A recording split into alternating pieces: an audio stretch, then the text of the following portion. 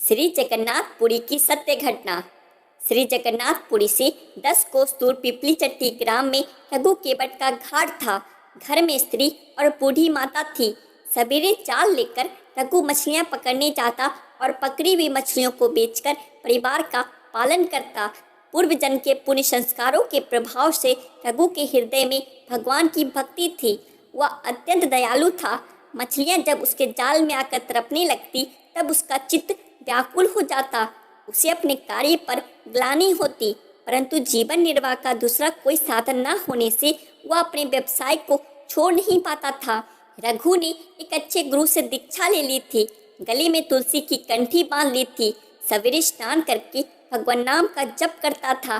भागवत सुनना और सत्संग में जाना उसका दैनिक कार्य हो गया था। इन सब से उसका अंतःकरण धीरे धीरे शुद्ध हो गया।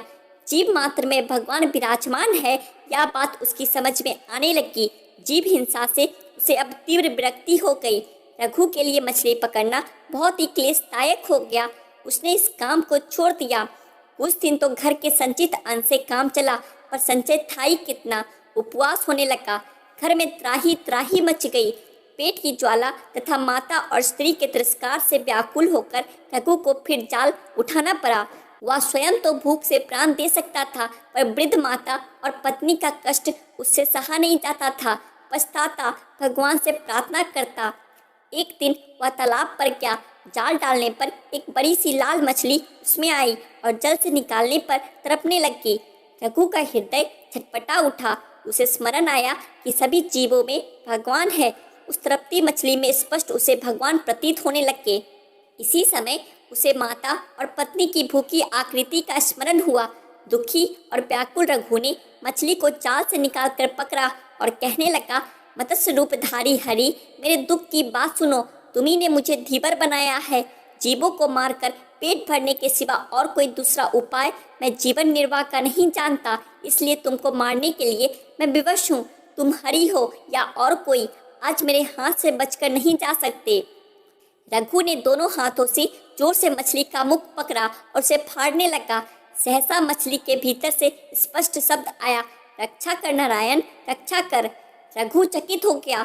उसका हृदय आनंद से भर गया। मछली को लेकर वह वन की ओर भागा। वहाँ पर्वत से बहुत से झरने गिरते थे। उन झरनों ने एक अनेक जलकुंड बना दिए थे। रघु ने एक कुंड में मछली डाल दी। रघु भूल गया वह कई दिन से भूखा है। भूल गया कि घर में माता तथा स्त्री उसकी प्रतीक्षा करती होंगी। वह तो कुंड के पास बैठा। उसके नेत्रों से 2 झरने गिरने लगे। वह भरे कंठ से कहने लगा, मछली के भीतर से मुझे तुमने नारायण नाम सुनाया, अब तुम दर्शन क्यों नहीं देते? तुम्हारा स्वर इतना मधुर है तो तुम्हारी छवि कितनी सुंदर होगी। मैं तुम्हारा दर्शन पाए बिना अब यहाँ से उठूंगा नहीं। ब्राह्मण वेश में रघु को वहाँ बैठे बैठे 3 दिन हो गए। वह नारायण नारायण रट लगाए था। नारायण में तन्मय था। एक बूंद जल तक उसके मुख में नहीं गया। दिन और रात का उसे पता नहीं था।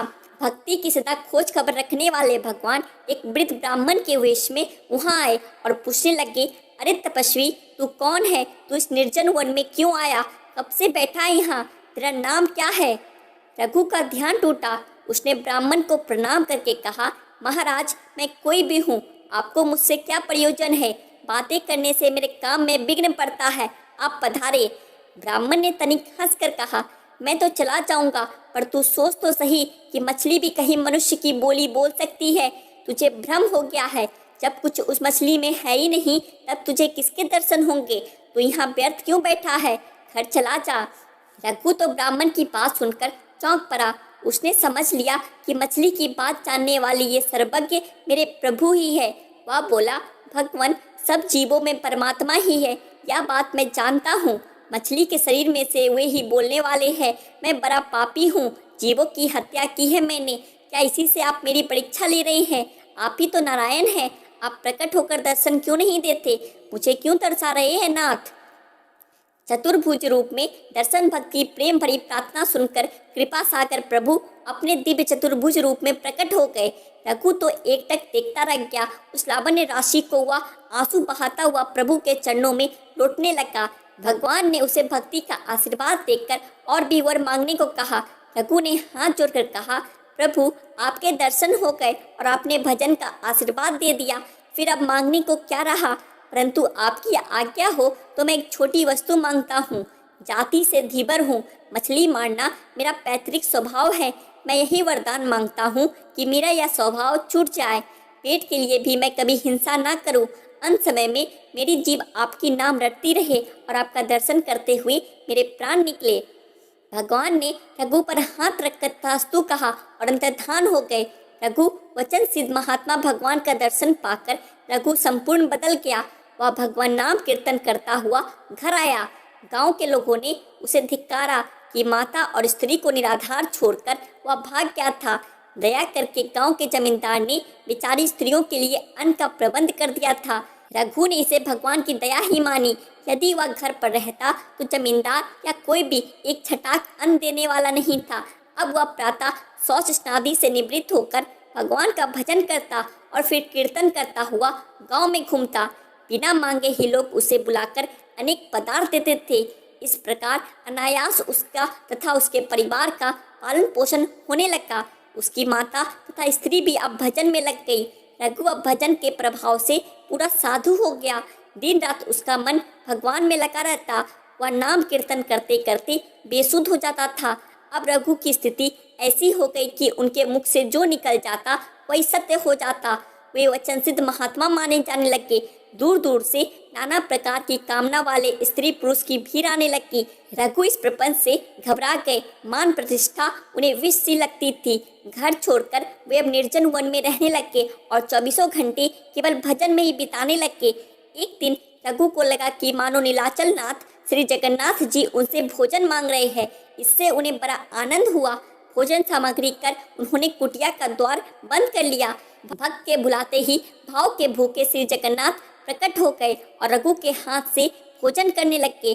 भोग मंडप में दर्पण, उधर उसी समय नीलाचल में श्री जगन्नाथ जी के भोगंड में पुजारी ने नाना प्रकार के पकवान सजाए।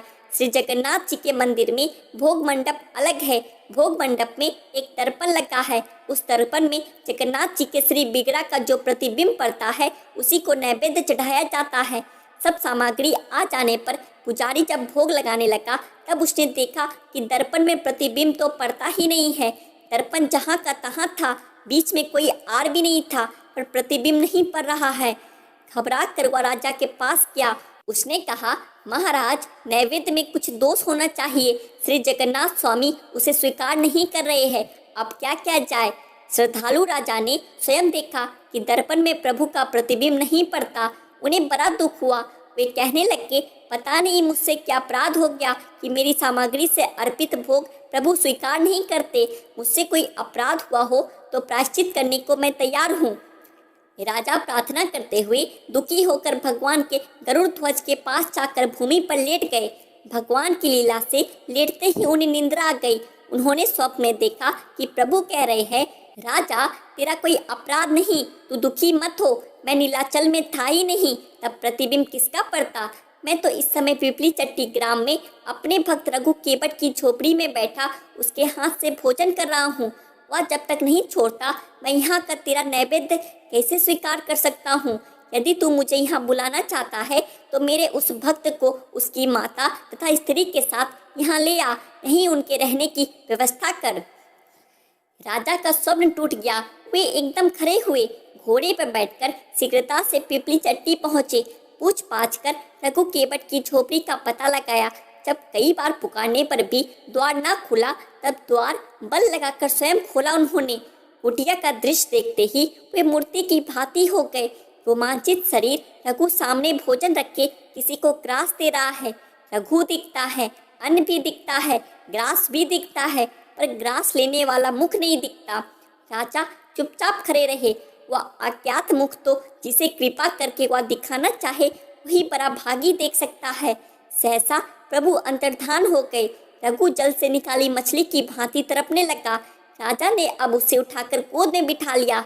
रघु को होश आया। अपने को राजा की गोद में देख के चकित हो गए।